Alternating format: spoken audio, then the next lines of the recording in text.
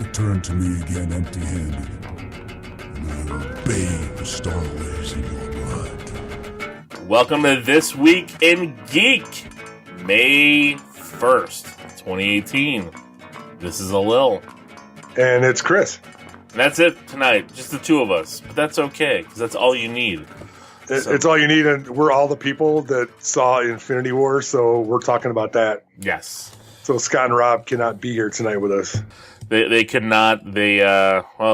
Scott will probably see Infinity War, 2030, around that time. By the time he's, maybe when he's a grandfather, he'll finally catch up to see Infinity That's War. right. So, but we're here for Infinity War. Before we get there, though, two things, because it did come, and it's a little relevant, I guess, to this even. There were two trailers that were released. Did you see the Ant-Man and Wasp trailer? I did not. Oh, is it? No, I didn't see the new one. I saw the other one. Okay. The new one, again, I'm thinking this is going to be a great movie. Of course, I'm a Marvel bias, but it looks like a lot of fun. And we see Ant-Man get giant a few times. There's a funny scene where he's using like a car, like a truck as a scooter. Right. It's pretty good. So, and Wasp she's just awesome. Yeah. I'm super excited to see her. And one of my daughter's favorite characters when she was little. She always called her the Pixie, so she always loved Wasp. And then we got a Venom trailer where we got our first look at Venom. That was awesome. You think that was awesome? Is it Hardy or the other guy? It is Hardy. It's Tom Hardy. Yeah. I think it looks exciting, but I don't have any comic book any history to go with, so I just took it at what it is, and to me it looked okay. No, that's fine. I mean, and that's okay. I think that's what they're going for here. I mean, they're going for all these movies, the fanboys in us who watch them, who are comic book, if you ever saw my room, you would see the room I'm recording in. It's just wall to wall Marvel, small section of Star Wars. And, we take a lot of this stuff to heart, but as long as they get the spirit right, sure, most of the time we're happy. I'm still upset with Venom because there's no Spider-Man tie-in. And without Spider-Man, to me, it's not truly Venom. But the last 3-4 seconds when you actually see Eddie Brock turning into Venom, I thought was really good. Yeah. He's really big. He looks good. But the trailer before that, there's a scene with him riding his motorcycle and like the Venom, the symbiote's coming out of his chest, out of his back, knocking people down while he's not understanding it. It just looked really weird and looked kind of bad to me. Like the effects, maybe they're not done. Maybe the scene's not even in the movie. I don't know. Sure. We've been tricked a lot. Infinity War tricked us a whole ton. Yes, it did. So I'm lukewarm on it. Right. But better than hating it. Like the first trailer I didn't like. I mean, just because, we didn't see anything, right. And I didn't want a Jekyll Hyde movie, which I think this is what we're going to get. Uh-huh. But, maybe they can do an okay version. But, sure. In my mind, it's hard for me to separate the two when, the only reason we have Venom is because we have a Spider-Man. Right. And it's just, but I guess we'll see. Well, and I guess it depends on which way you think they're going. Are they trying to create, these superhero movies that are a little bit separate than the MCU, even though they're part of it, and not have it all tied into what the comics did, so they can do some different things with these characters that are not A characters. You know what I mean? Yeah. Where they can bring them in line and do some of that and keep it going in a different direction. Like the Deadpool thing. The Deadpool stuff is fantastic. And, the new trailer is fantastic. We talked about that last week or a couple weeks ago, right? Yeah. But can they keep it kind of separate but in the same milieu? Can they keep it in that same kind of vein but do some different things so it's a little different, like they're doing with Solo, like they did with Rogue One, where it ties into the Star Wars universe, but it's not really that Star Wars movie. You know what I mean? It is about Star Wars, but it's not the Luke. It's not the the trilogy kind of thing going. Even though Han Solo is supposed to be a trilogy, so we can talk about that it later. won't be. There's no way it's going to be a trilogy. Well, I don't think there's enough, but let's Well, that's the thing. I don't think there's enough story, but we'll get to it when we see Solo. Sure. But with Venom, in a way, maybe because Sony wants to separate this from the MCU, because they want their own extended universe, even without Spider-Man, because Spider-Man is only doing these Marvel movies to Tom Holland. Right. So I don't know. I guess we'll see where it goes, because there's a 6-picture deal. And I don't know. I don't know where Spider-Man will be with Avengers 4, if he'll even be in it. Right. Because he has 3 MCU movies and he's already now done with 2 of them. Right. I don't know. It'd be interesting, because they could then, after Avengers 4, we don't get a sequel till Homecoming. Maybe that's where they break it off and he's then his own thing, Right. But I'm hoping by, after making record-breaking numbers for Infinity War, Marvel just says, you know what, Sony, here's $1 billion. Just give us back Spider-Man and all the rights. And let us do our thing. Yeah, you're getting $1 billion without any investment. Right. Your whole studio. Plus, they're not making that. Don't they get they get a chunk of the action now? Don't they? I don't know what the deal is, but I think they get a chunk of the Spider-Man money they make off of it. Right? Who? Sony. No, Sony only makes the money off the Spider-Man solo movie. Okay. And the thing with that is they don't even get money off of anything else Spider-Man does. So any merchandise, 100% Marvel. Wow. Any cartoon or affiliation, all Marvel. Right. The only thing that they have is the movie rights. Because Sony was hurting for money for a little bit, a couple of years ago. And they brokered a deal for that because Marvel wanted that back too. So it was smart on both sides. It helped them both. I think there's nothing wrong with that. No, but I guess it's time to get to the elephant in the room. The biggest opening weekend of all time. Yes. In my opinion, the biggest movie of all time might be the Muhammad Ali of movies, the greatest of all time? Might be. There's a giant crash upstairs, so I'm waiting to hear if anybody's screaming or if my wife's yelling at somebody. Most likely, but that's okay.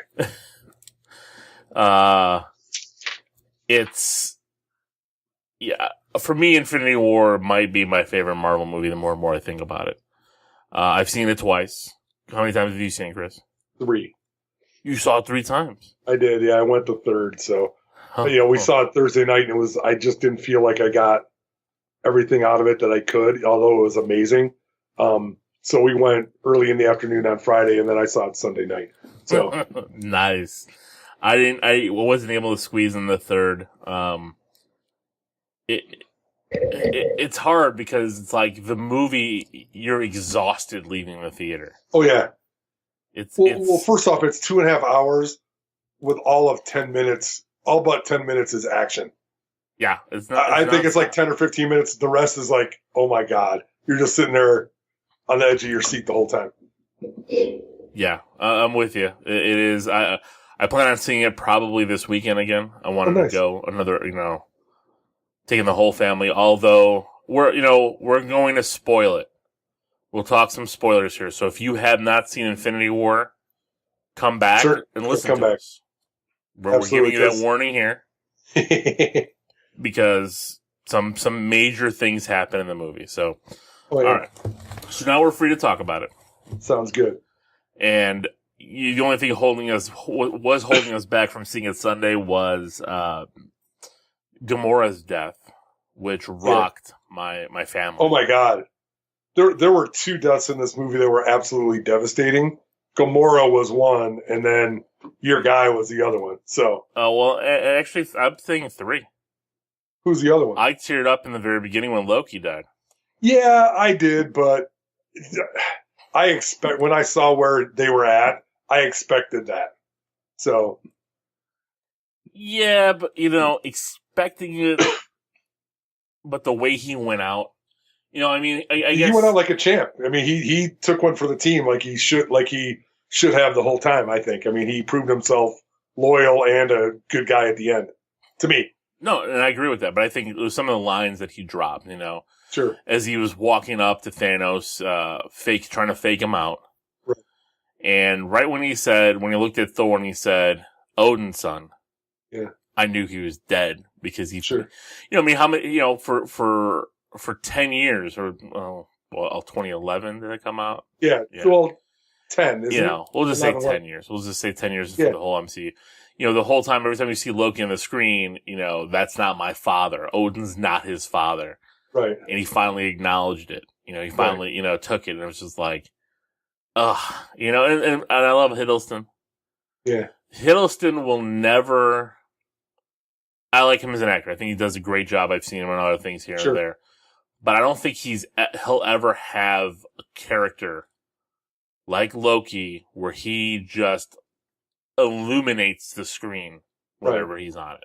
Sure. It's hard to have that multiple times in a career, yet once in a career.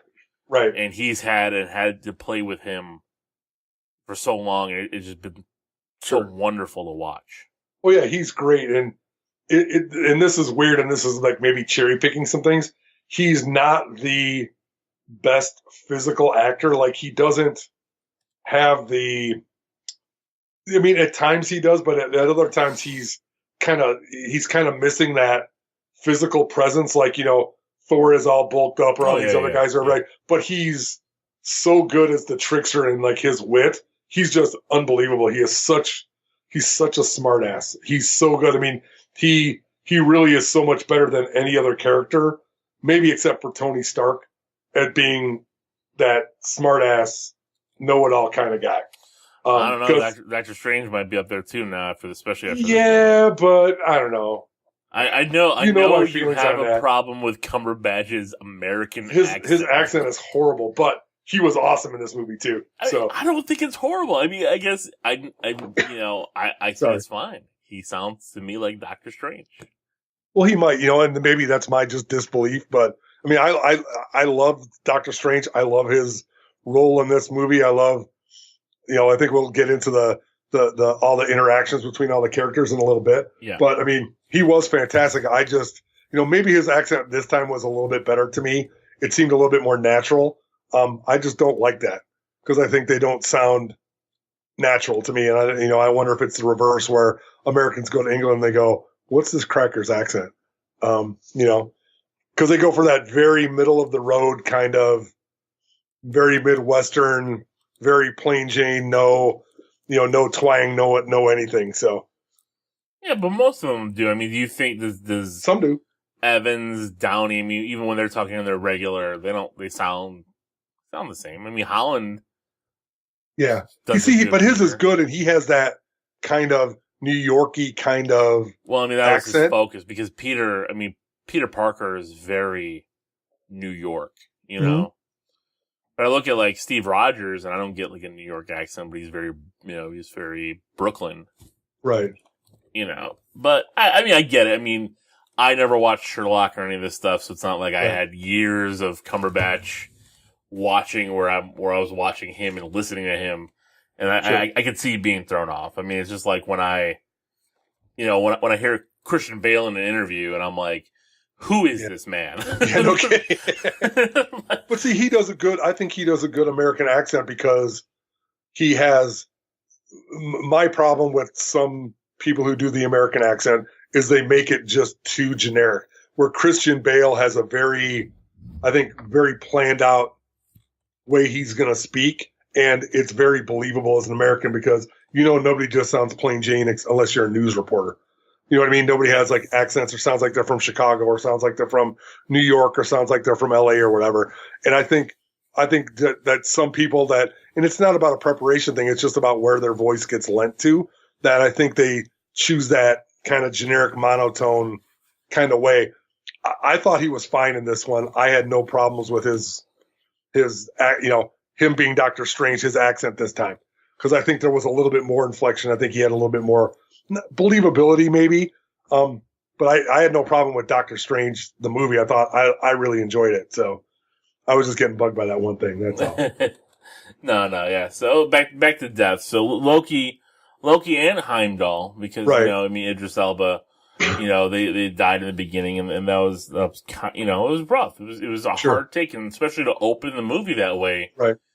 Well, you knew they were going to open it with something. You just didn't know what it was going to be. Yeah, you didn't know what, but still, like, we've been through this now. This is 18 times, and no movie's open like this. Right. So even though we as hardcore fans knew, I'm looking at my kids in the audience, and my son turns to me, he's like, he killed Loki? Loki's dead? And I'm like, yes. Well, he's dead, but no, he's dead. Loki's dead. There's no way he's coming back. Others in this movie, possibly. Oh yeah. Loki for sure gone. No way are they bringing him back. I just don't see it. I mean, I think, especially these two deaths in the beginning, are for sure. Well, and they also, because, and here's a major spoiler: the deaths that are at Thanos' hand without the gauntlet being a direct influence are pretty much, I think, for sure. Yeah. With one exception. I think there's one exception to that rule, but the ones that he did kill are done. So we talked about Gamora. Gamora's done. I don't think she's done. You don't think so? Nope. You think he was going to bring her back? I think Gamora is actually inside the Soul Stone. So going to Gamora, Gamora's death, we find out, which was a crazy cameo that came out of nowhere. Oh yeah, Rob's probably listening to this and probably hating us because he's probably going to have to edit this or go through it. And hey, we're ruining it for you, Rob. Too bad. But the Red Skull appearing. Oh, that was fantastic. So I forgot the planet's name, but they had to go to a certain planet that Gamora knew. And there's a whole bunch of stuff till we get here, and we're not going to break the whole movie down. The movie's 2.5 hours long. We'll be here all night talking if we want to talk every scene. But they go to this planet where the Soul Stone is hidden, and the Red Skull is the keeper of the stone. He's protecting the stone, but he can't get to the stone. And the only way you can get to the stone and get the stone is if you sacrifice something you truly love. And it's basically a soul for a soul. And we find out the only thing that Thanos truly ever loved was Gamora. Yeah. And he has to sacrifice her for the Soul Stone. So my theory on this is because, again, she was sacrificed for the stone, her soul was trapped into the stone. And I'll explain a little bit later because there's a scene at the very, very end where she appears as a child. Because a lot of this movie is a Thanos movie. Oh yeah. The whole thing goes into about him doing why he's doing his thing. He thinks he's killing half the population of the galaxy to save the galaxy. Not because he's just, in the comics, it's to appease his love of who's Death. Death in the comics is a female, and he's in love with her, and he wants to show her that he's powerful and to kill half the universe for her. Here they give him I don't want to say a better reason to kill half the universe, but it's a little bit more noble. At least he's not the complete just utter. He's not a psychopath. I mean, he's some other kind of path, but I can't think of the right term.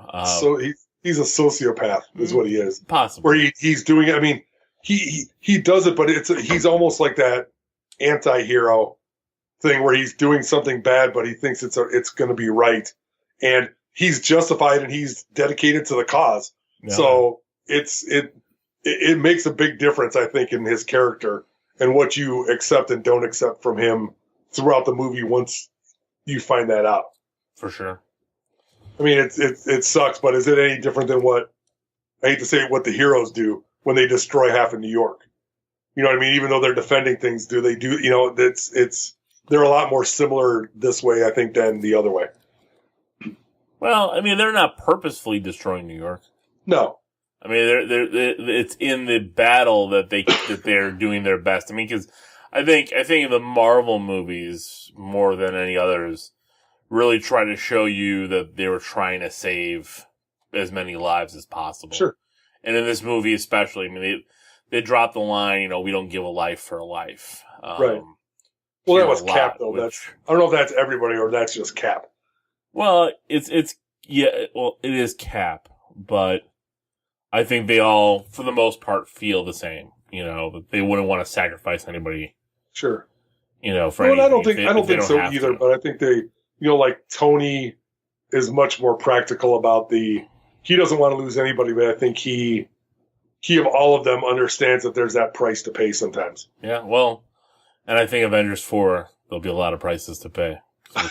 There's a lot of contracts expiring is what it is. So, you know what, though? I don't even think that matters anymore. I think that there's enough money. The Brinks trucks will be back in front of everyone's lawn, especially after what this has done.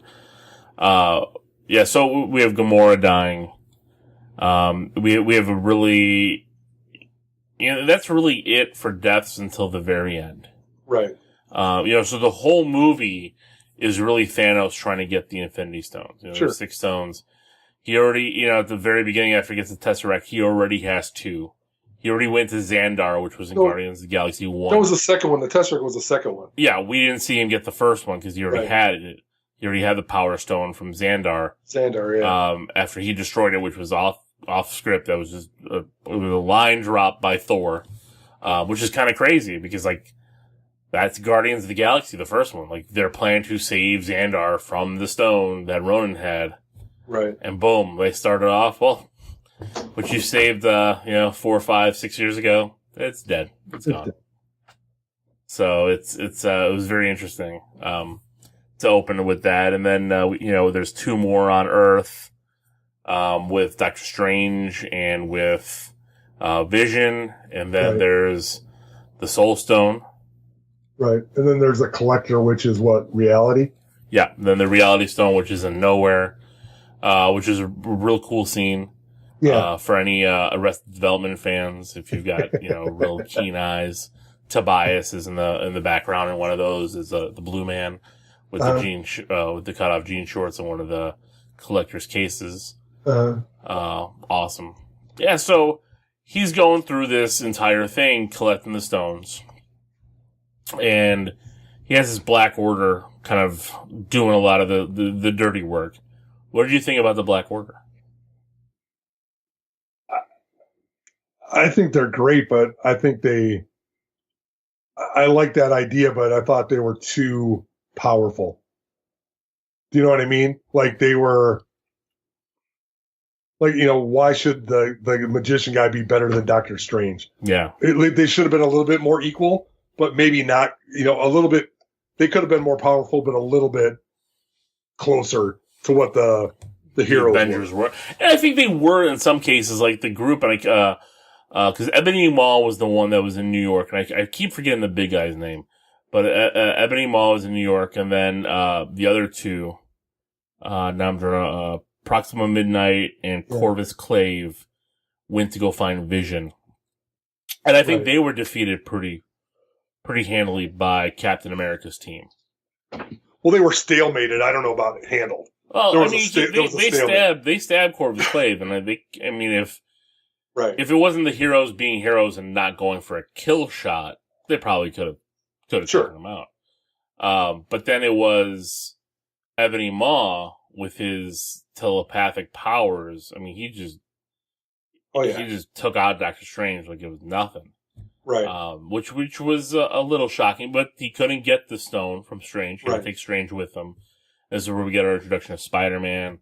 Spider-Man's supposed to, and then Tony, so here's the first grouping of characters. We have Banner. Banner came to Earth. Banner's with Thor.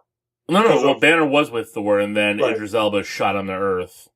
Heimdall opened the Bifrost with dark magic to save Hulk because the Hulk got his butt handed to him by Thanos. And there's a whole thing through this movie about that. It's crazy, but it works for this movie, I think. Sure. I think Avengers 4 will redeem Hulk. but we'll see. So then we get this grouping. We get basically, it's kind of like the science and magic team. So we get Doctor Strange, Wong, Hulk, Banner. I'm not going to say Hulk. Right. Iron Man, and then Spider-Man. Spidey, right. Which is kind of a fun grouping. And right. Strange and Tony just don't get along. Like, well, they're both high alphas with huge egos. I mean, gigantic egos. And it's just, and some of the lines to each other are ridiculous. Like, Strange opens up a portal to find Tony in the park because this is when Banner comes in. And Tony's response was like, "Are you selling tickets to something?" Like, yeah. Or no, the puppet show, right? Are you doing balloons? Are you doing balloons? Yeah, I mean, it was. Well, you're embarrassing me in front of the wizards. That was the greatest. That was one Tony of the best kept calling them wizards. Like, he even told Peter, Spider-Man, go protect the wizard, go save the wizard, follow the wizard. And yeah, and I think the best insult to that whole thing was when they started talking about I gave up dairy, but then Ben and Jerry's named a flavor after me, and Juan goes, "Yeah, we like the Hulk one better." Yeah, I love what I love about here is Banner's reaction to everything because he's been gone. Right. He's been gone since Age of Ultron. So when they're like, "Oh, Stark, Raven, whatever it was," and then he's like, "I like Batter, Hulk, whatever. I can't remember the flavors." And Banner was like, "That's a thing?" Yeah. Well, then later when he does the thing, there's an Ant-Man and a Spider-Man? Yes, exactly. It's like Ruffalo was on point for most of this movie. It was pretty good. Oh, sure. Like, Brody had him in Wakanda. He's like, "Do I bow?" Of course, he's a king, and then he bowed. Good like, what are you doing? Ruffalo was great. But I did. Wait, what? It's like, you're the Hulk, you don't bow. So you know what? You're talking about these pods, and I just want to interject this before we go on any further. To me, it felt like the Russos made 3 movies and then cut out all the BS and just had the comment thread was Thanos. But obviously this is Thanos' movie, but it seemed like they wrote all the movies to include Thanos and then just kind of took out the extra. And then it was just the action scenes left because there's the whole Captain America faction. There's the Guardians faction. And then there's Thor. With Thor. And then there's the Tony Stark faction.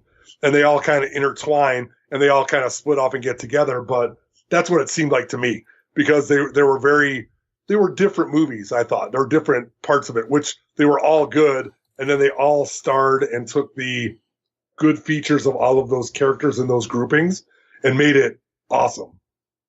I don't know if that's an accurate way to describe it or not, but that's how I felt about it. No, I think you're right in that sense. I mean, you could tell there's definite tone shifts, and I think that's why you see some of these reviewers, and I'm reading some of these reviews because I was really curious the people that didn't like this movie, why, and they're like, well, the tone was uneven, and I'm like, the movie's not about the tone. The tone of the movie is Thanos. Like Thanos showing up, that's the tone. And he was consistent the whole time. Yeah, when you get Thanos was the same. Exactly. And when you get the Guardians, you want to feel the Guardians. You feel like you're with the Guardians. When you get Tony and them, yeah, they're a little different, but it's the same feeling like I got from Spider-Man Homecoming or Tony and Peter and stuff like that. And then you throw Doctor Strange in there. And then the Cap tone is Avengers 1 type tone. Wakanda and Cap leading the way and that they're gearing up for war. Right. And I like that they had Thor because Thor came off of Ragnarok where it was a lighter tone, a more Guardians type tone, and it made sense for them to get. Oh man, and the pairing of Rocket and Thor, fantastic. God. Thor kept calling him a rabbit. Fantastic. Oh, be my new friends, Rabbit and Tree. I am Groot. I am Steve Rogers. Steve Rogers. That was awesome. Well, the funny thing is Thor speaks Groot because he had learned it in. It was an elective. It was an elective, which is fantastic.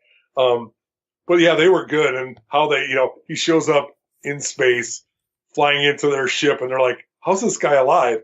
And then Drax's reaction to him is priceless. He's like a pirate.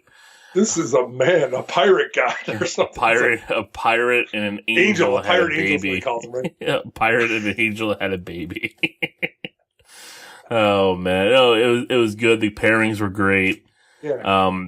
How they split them off and then combined the pairings because then half the Guardians went off on their own and ended up meeting up with Stark and Strange and Parker.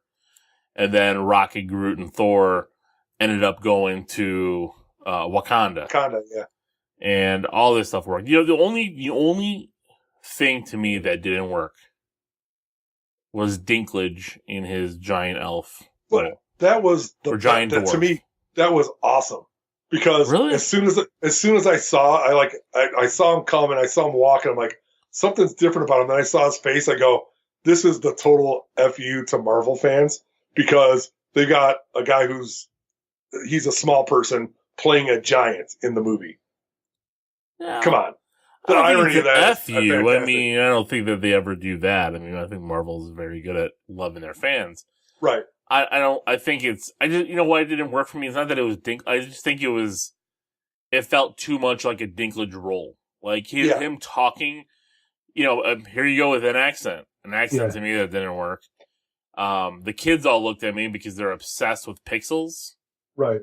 And they were like, oh, it's, I think it's Eddie. I think that's his name. They're like, it's Eddie. And I'm like. But all the adults are going Game of Thrones. They're like, oh my God. Well, that's true, yes. But I don't know. Like, I would have maybe a little more prosthetic, maybe cover him up a little bit more. Or if you're going to use Dinklage for something, use him for, a different type of role. I don't know. Right. There's, not that they made him a giant dwarf. I mean, because that's how they are. It's just funny that dwarfs are 10 feet tall in the Marvel universe. But right. I just think his lines and everything didn't hit for me. Sure. Well, I could see that. I just thought I was looking at the overall. I thought it was just awesome that they had him play that role. Because he's a little snarky. He's a little too self-effacing sometimes. But I just thought it was neat that they threw him in there as another, because I didn't know he was going to be in the movie. So I thought that was cool that they pulled him in. Oh, yeah. Because he was in, what was he in before? He's in X-Men, right? He was in X-Men,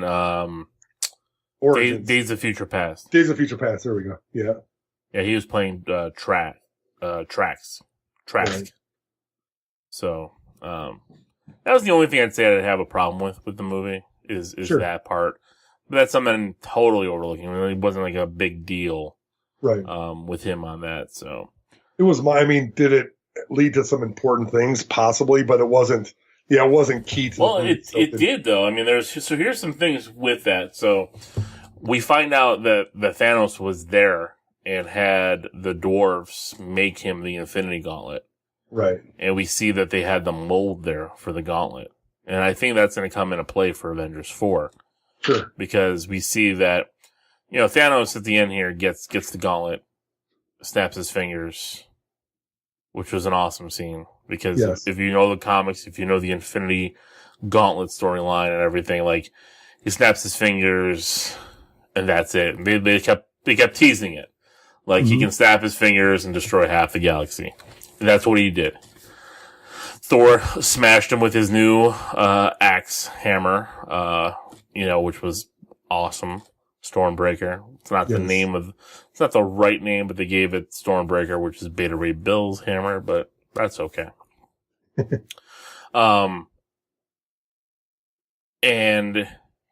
But he snapped and you just started seeing heroes fade away.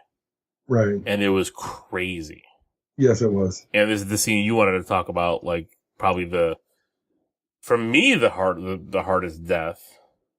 But then I think what I'm upset about is I know there's a Spider-Man Homecoming 2 coming out. Right.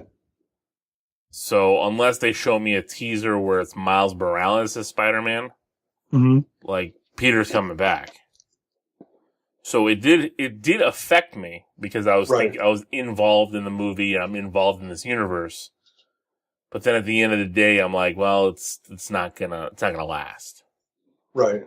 I guess is there going to be some kind of setup where they're going to be able to choose who they get to bring back? So maybe in part of doing something with the Infinity Stones, and I don't know anything about the comics, that the heroes are going to get the opportunity to choose one person to bring back that was lost that way, and that's who they decided Tony would decide to bring It's going to be more. I mean, here's the thing: everyone they lost were Phase 2 Avengers, except for Rocket. Right. You know, Rocket. All the Guardians are gone. There's no way they're staying gone. Right. Doctor Strange, he's already signed up. They're already working on a sequel. Mm-hmm. Black Panther, come on, he just made billions. Sure, absolutely. You know, so like you look at all this, but the crazy thing to me is, you know, me going into this movie, I was prepared for Captain America to die. Right. You know, in my mind, this is his death. They'll have something in part 4 with him, you know, as Chris Evans in it as Cap doing something. If it's you know, other scenes, whatever. That was the death I was preparing for. I wasn't preparing for Spider-Man to die. Oh no, not at all. And the thing is, the thing that worked the most was like you saw all the heroes fading away, and like nobody could understand what was going on. People were freaking out. People were just fading away. Right. And Peter, he seemed to know what was going on. Right. I don't know if it was the spider sense that he was feeling, but like he's holding on to Tony, telling Tony he didn't want to go. He's like, I don't want to go. And then he tells Tony that he's sorry. And then it was gut wrenching. There wasn't a dry eye in the house, except for the jerk sitting next to us that hated the movie. So what? This guy walked up.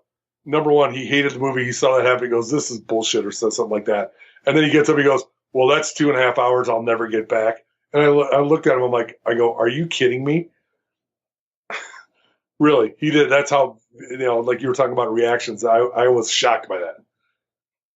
But you know, hey, to each his own. Sometimes I wonder what people want. I mean, I don't know what people want anymore. Like I just don't get it. I mean, just the action alone, even if you don't know the story or anything. Fighting on Wakanda, just seeing I mean, all of them like that group together fighting. You see Falcon and War Machine shooting the Outriders, which what those demons are called in the comics. Right.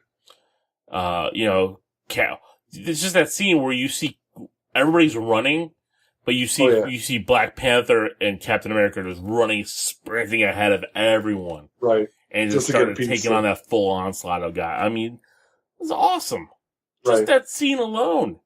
Well, and then Scarlet Witch just comes in and is like, yeah, good work, guys. It's like, that was insane. Blasts everything. I mean, yeah. And then the best was Okoye. She was like, why was she up there? Because she was protecting Vision, because Vision was damaged in the other stone. I just, all that stuff was great. Like, all this. That line was great. Why was she up there the whole time? It's like, no kidding. Oh, man. And then when Thor came down, oh, yeah. He just started lighting people up. I mean, he was so angry. He's just yelling the whole time, bring me Thanos! It's just slaughtering people, slaughtering those things with his axe. It's fantastic. Oh, yeah. I mean, just that scene alone was great. Well, we don't even talk about it on Titan when they're fighting Thanos. The other group is fighting Thanos and Thanos. That was fantastic, too. I mean, so much is going on here. Like, I don't know. I don't know why people don't. The fight scenes in New York were great when Doctor Strange and them were using the portals for everything. I mean, those were great. That whole thing was awesome when he threw the shards at him and then they just reversed it on him again. Mm-hmm. That was very, and I know there was magicians, but that was very Harry Potter-esque, which was cool. You know what I mean? Because it's all magic, so it's like that kind of thing. And then the whole Wakanda thing was very, and this is a bad allegory, but when I saw those things running around, all I could think of was Starship Troopers. Where there's all these bugs flying around and it's just like complete chaos. And I mean, but obviously the Wakanda, is it Wakandans? Wakandans? Man, are they badass. Holy cow. You know, it's funny because now you're saying Harry Potter, so it's like Harry Potter, mixed with Lord of the Rings. Sure. And I'm trying to think of like what space movie. Like, I guess maybe Star Wars. There you go. Yeah. They made that movie. They made a movie of Harry Potter, Lord of the Rings, and Star Wars. They put them all together and just get some. I mean, it was great. You're right. It was epic. It was just. I mean, they made the movie coherent. I mean, that's all you can ask for when you do something like this. Like, if you can make the movie make sense. Well, because like you take it from the angle you were talking about. This is the movie about Thanos and how the Avengers and everybody, the Marvel universe, deals with him. And so it worked really well because there were 3 different stories intertwined with Thanos. Thanos interacted with all of the stories and he interacted with all of them in different ways. And then they kind of mixed and matched in between in a way that made sense. And it was really perfect. You know, I don't know if these guys can do this again, but to me, it was one of the best, like you were saying, the best movies. It was just a great movie that they could do all of that and put it all together. Because there's guys that can't put together a 90-minute movie and have it make sense. Mm-hmm. And they literally took 3 of those and made it into one. I think. I don't know. I know. You are correct. I mean, that's the thing here. You know, and yeah, you're going to get the haters. Fine. You know what? You saw it. You put your money in there. Sure. It's fine. You have your right to say you don't like it. Right. But I you know, I'm not curious. If you guys listen to the show, please comment. Let us know. Yeah. Go to our Facebook page. Let us know. I want to know if you didn't like it, just why. You don't, I mean, I'm not being a jerk about it. I'm not being mean. I'm just curious, like, what turned you off on it? Is it because, you know, what I hear from some of the comic book people is, well, we all know they're coming back. Okay. That's fine, but that doesn't mean it's not going to lead into something else for 4. Right. And plus I mean, like me, I didn't read any of the comics, so I have no idea what's going to happen. And I just loved it because it got all these people together. Mm-hmm. And there's, you know, probably a lot more people out there that are buying tickets that aren't comic book fans, that are just Avenger fans. So, you know, I mean, and I hate to be like that, you know, obviously, like a lot of the movies I've seen, like I'm a huge Lord of the Rings fan. And those movies are very different than the books, but that's okay because they got the essence of it. And I don't know, I think you talked about it. Yeah. These got the essence of the superheroes, didn't it? For sure. Even though it's a little different. So, I mean, like you said, that's all you can ask for. As long as they don't change it so much that it's unrecognizable, they're doing their job. And they, you know, obviously they did it to the tune of $1 billion in 10 days. Probably more by the time. $1 billion, but I mean, you know, the record was 12 days, and they're going to do it in 10, 9 or 10. Yeah, for worldwide. Sure. That's ridiculous. For sure. I mean, and you've already seen it 3 times, and I'm going to go for a third with my family. So that's 5 more tickets for a third time. And who knows? Maybe one more time before it's out of theaters. I don't know. Sure. I already pre-ordered the Blu-ray because you can pre-order them now. So because it's coming out. Well, it'll be interesting to see all that stuff. I mean, you know, them getting along together, how they got along would be fantastic. You know what?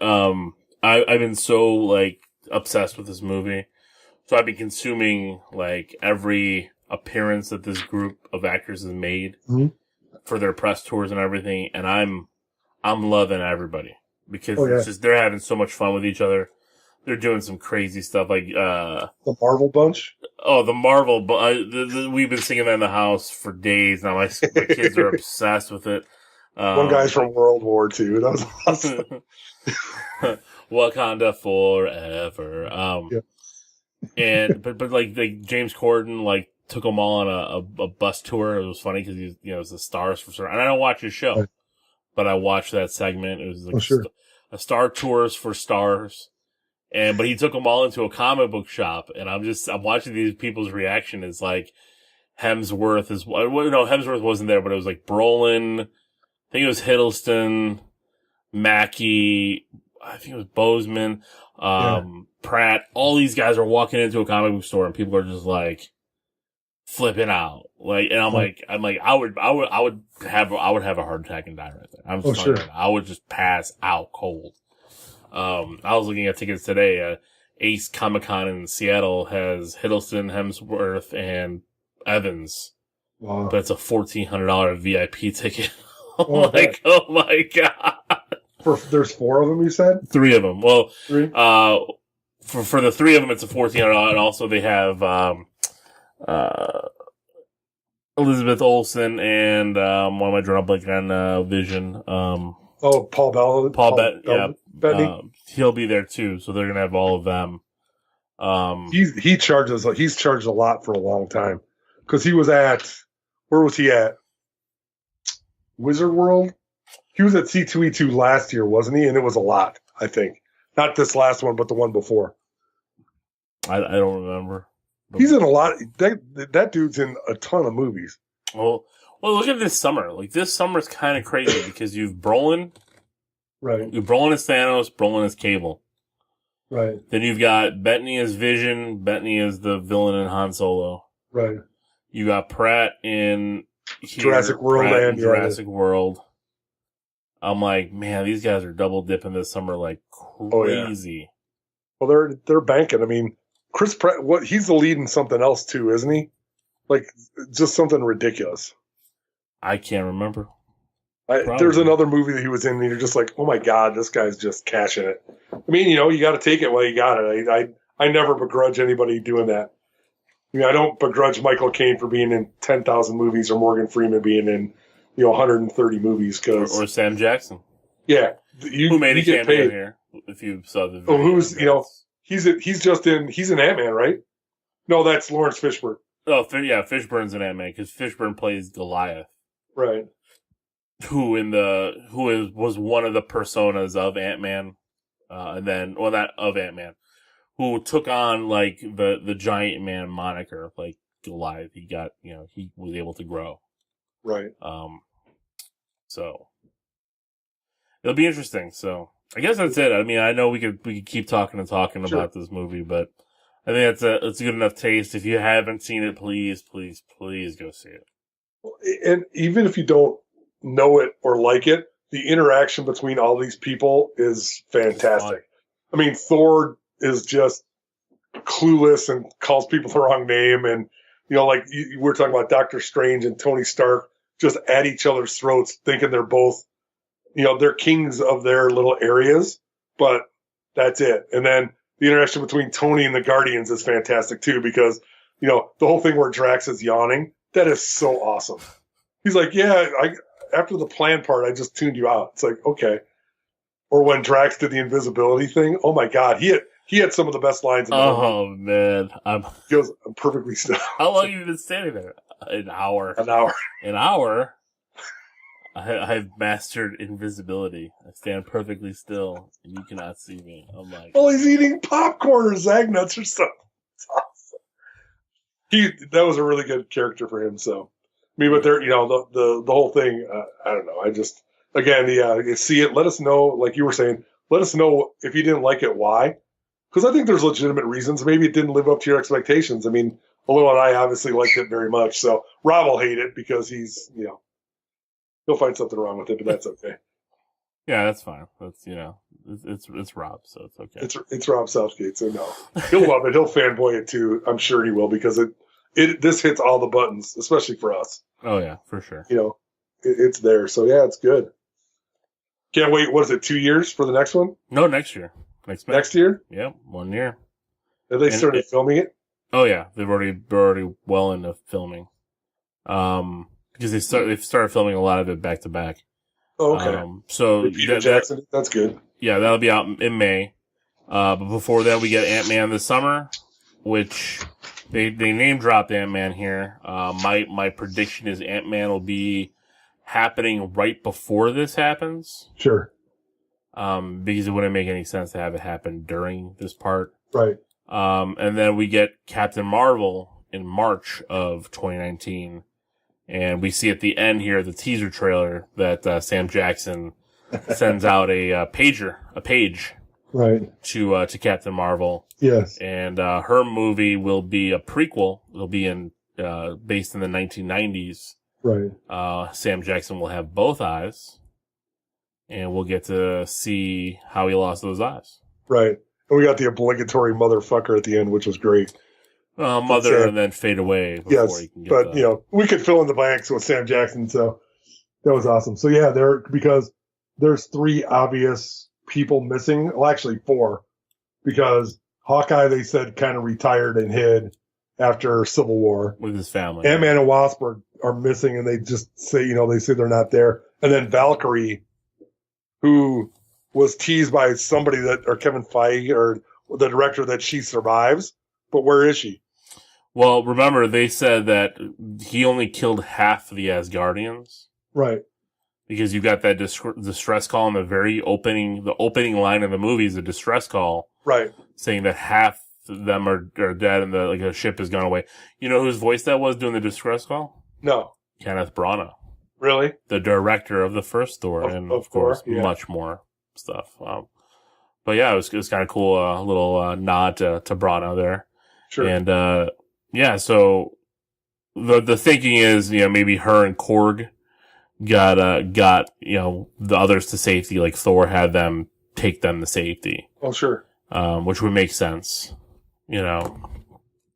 But here we are. So hope you enjoyed the show. Chris, you want to give them your social media? Absolutely. I can be found at theblueboxcafe.com or Blue Box Cafe or Blue Box Cafe 176 on social media. Awesome.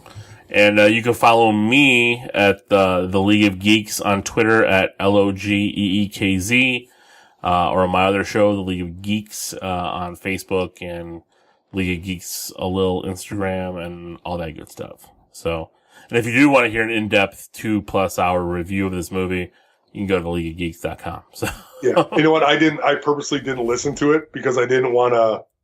I hate to say cloud my viewpoint on it, but I'm sure I would have agreed with most of what you guys said and then stole it as my own. So I did not listen to it, although I saw it and posted it and started to. And I'm like, no, I better not, because we're going to have a discussion about it too.